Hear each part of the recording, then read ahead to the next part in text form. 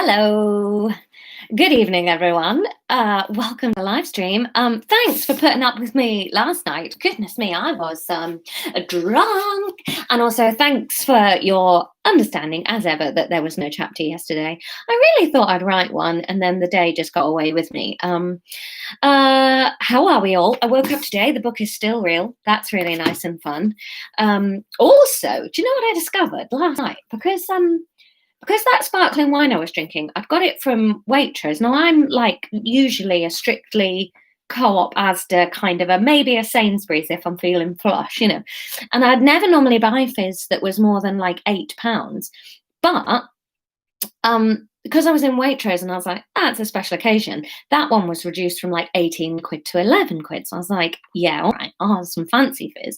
Drank the whole bottle myself last night. No hangover today. And now it's got me thinking, like, obviously I couldn't really tell the difference between the taste. All fizzy wine is delicious to me, except for Martini Asti, which is the devil's work. Oh, and once we had some fizzy red wine, and that was disgusting, fully disgusting. But that's what you're paying for, isn't it? No hangover. And it's genius. I've been fine all day. Not that I can afford to spend £18 on wine in the future, but if it's ever on offer again, I'll be well in with that. So hi everybody, I hope everybody's well. Thanks for all your love and support over the last couple of days. It's been quite a lot getting the book out and starting to get people getting people's feedback and stuff. I've had several of my comic friends messaging me with their favourite jokes and things like that, so that's been really lovely. Catherine says, have you taught Mackie to roll yet? No, but I am excited about that. She sits on command and she's learned fetch now. She sometimes lies down, but I'm not entirely sure that she knows it's lying down that she's doing. She just goes down to where my hand is with the treat. But I think that's how you get it started. But she's pretty cool. She's she's been good. We had a few days where she sort of went a bit backwards with the house training, but other than that, she's been a delight, a bloody delight. She had her jabs on Wednesday, so we can start walking her from next week. I love that little dog. I love her so much. She gets so happy when she sees me. I've had a lovely day today. I've got a lot of work done. I'm filming a TV thing on Monday, which is very exciting. So I've been prepping for that today. And what else have I been doing today? Oh, it's Tom's birthday tomorrow, so I've made some cupcakes ready for that. Fetching already. It took her a while because she just wants to chew things. I don't think terriers are natural fetch dogs, are they? But I'm basically just trying to distract her because she's got really into jumping at my rose bushes.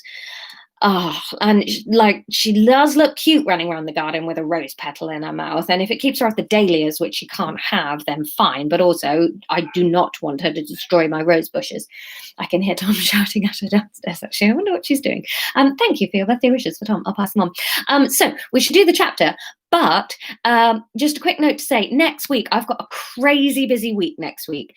I'm hopeful that we can do Monday and Tuesday because I can write Monday's chapter on Sunday, and then I should be back in time from the TV thing to read that Monday. Then I've got time to write Tuesday.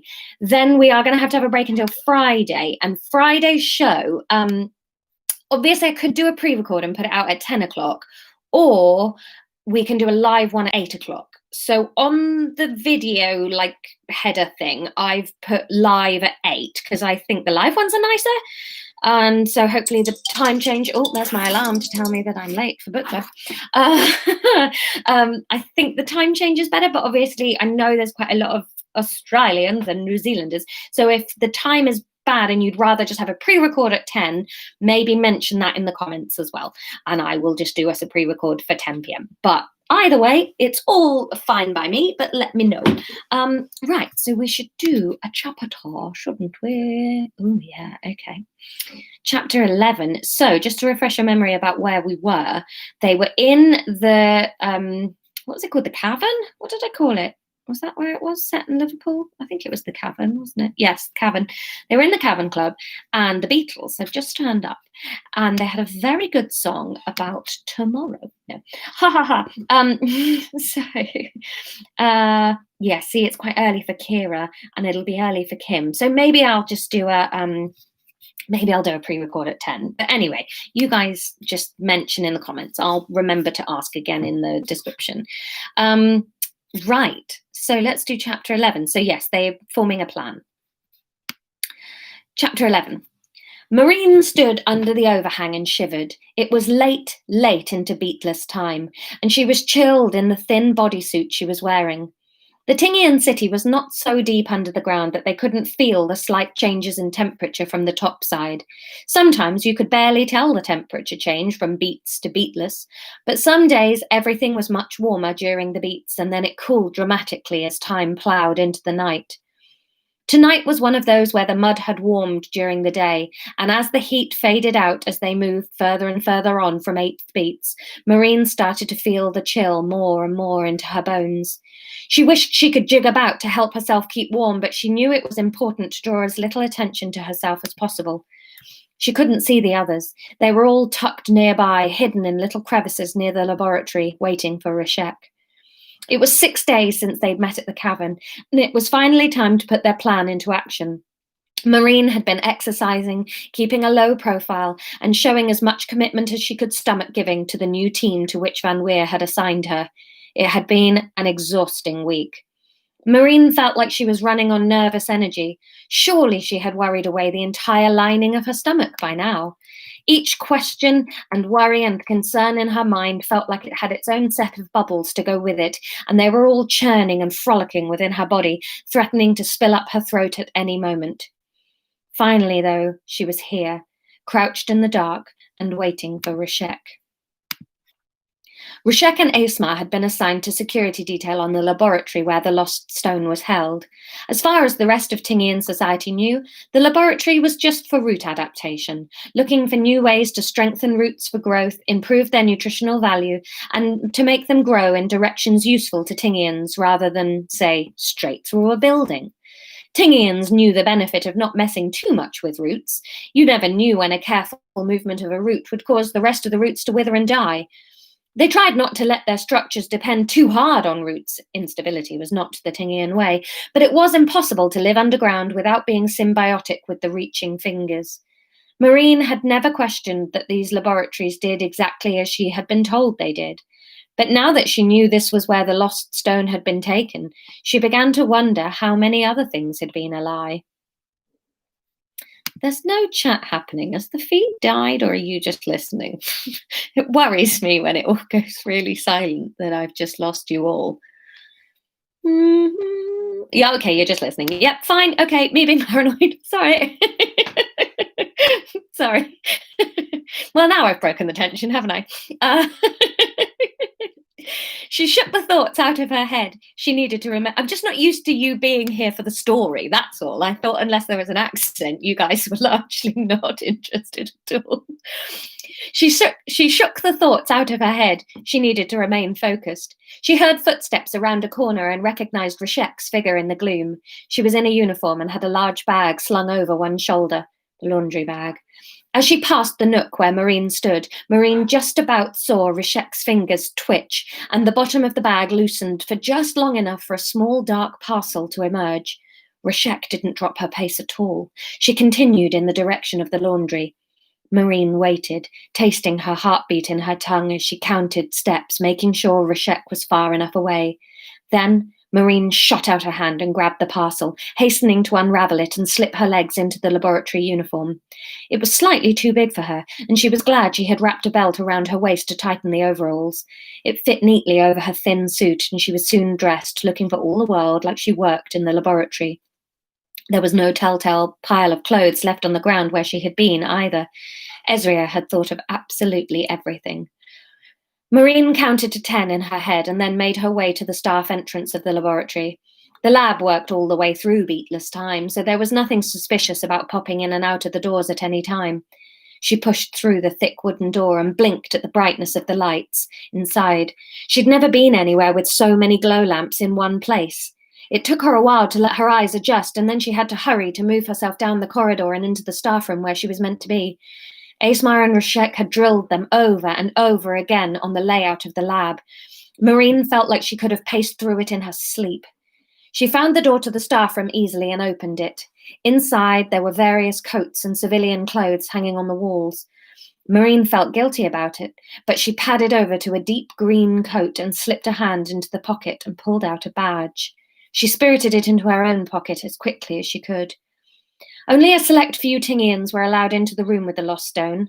Rashek had informed them at the beginning of the planning stage. Most of the Tingians in the lab didn't even know it was there, so in order to get into the room, Marine was going to need a reason to be where she shouldn't be. She fingered the badge in her pocket as she headed purposefully down the corridor. With any luck, the others would also be secreting themselves around the lab by now. Ezria was too recognizable and so was outside ready to be called on in an emergency. But Karan, Morklade and Aleph were each also in uniforms and dotted about the lab to cause diversions, busy, nosy members of staff, and to clear the way for Marine to touch the stone. Marine counted out the steps in her head that were taking her to the room with the stone. I should be arriving in 3, 2, 1. May I help you? Said the guard on the door. Marine swallowed to keep calm. Yes, I'm looking for Utra. I heard he was working in here today. I found something of his and I think he'll feel a lot better once it's returned to him. The guard eyed her suspiciously. Where have you been working today? Marine let the wave of panic come and go.